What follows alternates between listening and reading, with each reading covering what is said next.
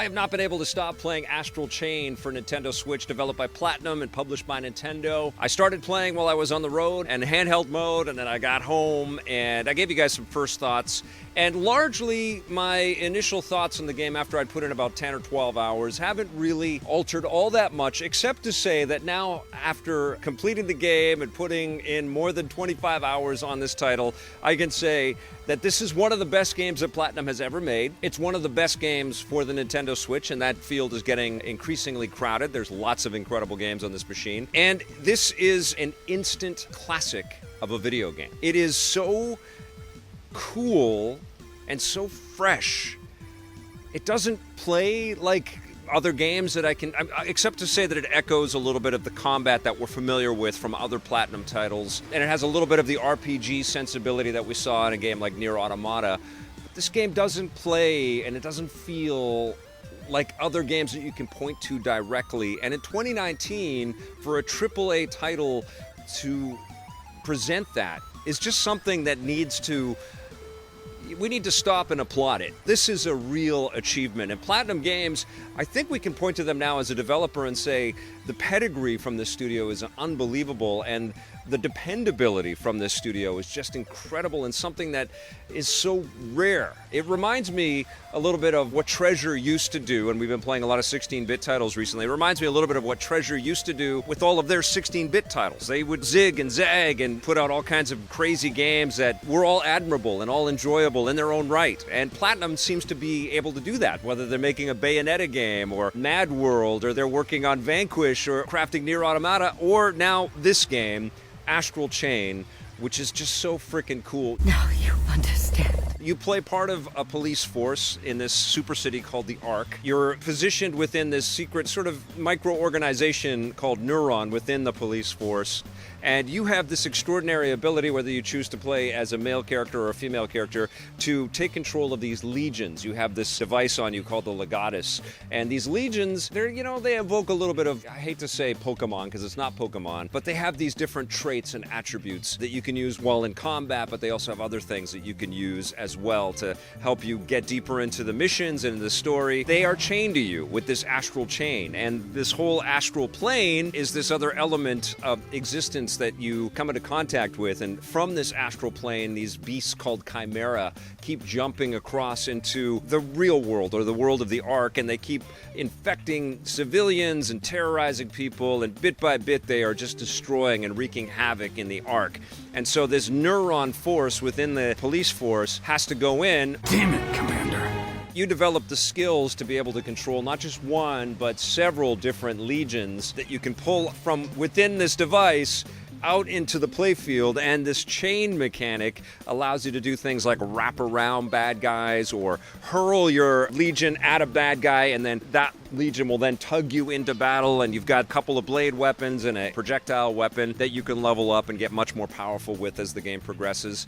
And so suddenly you're pulling off all of these combos where you feel like a badass just on your own, but then you're also chained to this giant robot who also has a blade or an axe, or is a beast. It's kind of like a wolf that you can actually hop on and ride to get around the environment quicker. Super cool. You've also got a bow and arrow legion, so you can get some distance kinds of shots in on some of the bosses and some of the enemies that you're going to fight. There's this strategy, this sort of super fast real-time strategy kind of element that you've got, because you're switching in and out of these different legions on the fly, using the astral chain to wrap around bad guys or jump across obstructions or loop around these different poles that are sort of standing in the way, and you can zip a legion over there and then it will fly you around the different parameters of the environment. Incredible precision with the level design and all of the different permutations, all of these different ways that you can traverse within the game and then get into these different combat scenarios.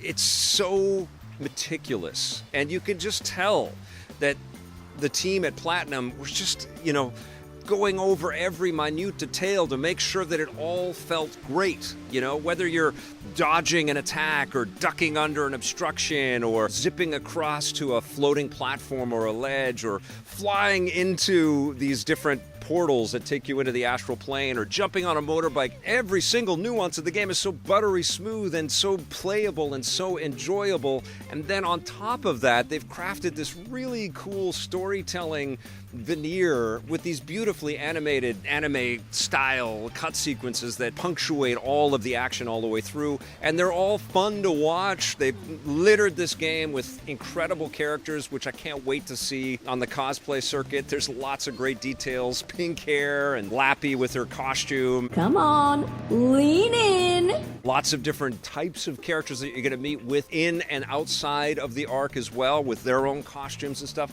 This game is just loaded with style. Even the way the titles will pop on. I'm from television, right? I notice things like this, but even the key art that pops in to tell you where you are or what police file you've just opened or whatever, every detail is so fetishized and so perfected. It just washes over you. It reminded me a little bit of Blade Runner 2049, the Denis Villeneuve classic. Just the way that every single tiny element of this game is so perfected and tuned and polished. I loved getting lost in the game. I loved playing the game. I loved these awesome little cut sequences that are just so big and epic and overly dramatic, as this kind of style of game and storytelling is wont to be.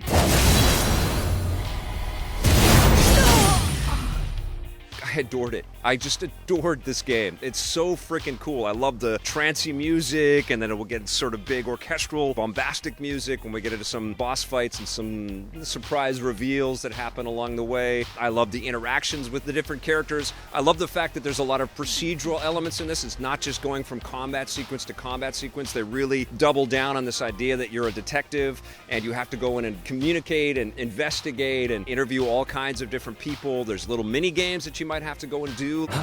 There was one later on in the game that was actually frustrating as hell, but also addictive as hell, where you're having to use your Legion to move these vehicles out of the way of this arrow so this sort of convoy thing can go through. And you've got a timer going on, and you're trying to figure out how. It's like a gravity-based puzzle. Well, it's not quite like a Tetris thing, but it's sort of similar to that. You're trying to just sort of, it's like moving day. You know, when you've got all these boxes and you got to fit them in the van? That's what this game, this little mini game mode was like. And I loved it. And I hated it, but I loved it. And there's lots of things like that. There's lots of little side missions that people will send you on. Eventually, you'll gain abilities that will benefit people immediately, and you'll feel good for that. And you're rewarded all the way through. I guess I would have liked the ability to traverse vertically a little bit more. You don't have a jump button per se. You can jump out of the way and you can shoot a Legion up at bad guys and tug yourself up to there and get into some aerial fighting that way, but it's not a game where you're jumping. Jumping would add a whole bunch of new dynamics into the combat, and I'm sure that's why they had to hesitate. It's also not an open world game, right? You're loading into levels, and sometimes they're blocked off. They do incredibly amazing things, though, too, where like you'll be blocked off at a crosswalk, and you'll be penalized if you somehow end up in a crosswalk and the light is red.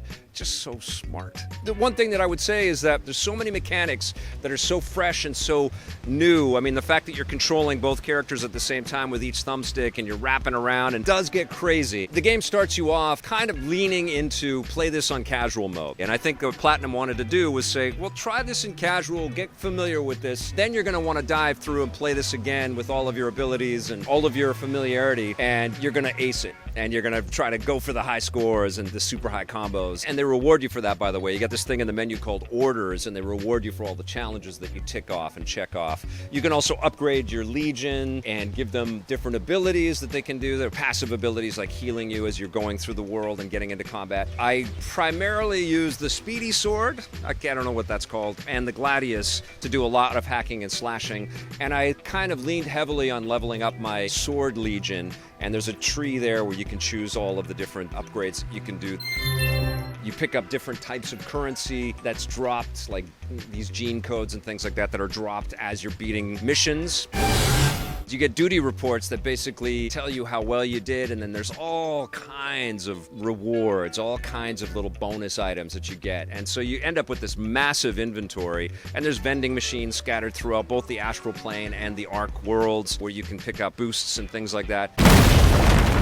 Can you tell I love this freaking game? It's so enveloping. You just sort of lose yourself in this world. It's hypnotic in its play style, unendingly impressive with its art style. But I think the thing that I am impressed the most about with Astral Chain is that it doesn't feel like anything else out there. Platinum was given the leeway to build us something brand new, and it's unforgettable. My concern with Astral Chain, actually, I don't want this game to be sequeled to death. Sure, I want to be in this world more, and I would like a sequel, but I don't want this every year. I want it to kind of stand a little bit in isolation and for us to go look back on it and go, what a moment, what an incredible moment this was that this game came out. I adore this game. It's taking everything I have to not give it a 10 out of 10, but it's up there, man. I'm going to give this a 9.5. If you have a Switch, run, don't walk. This game is awesome.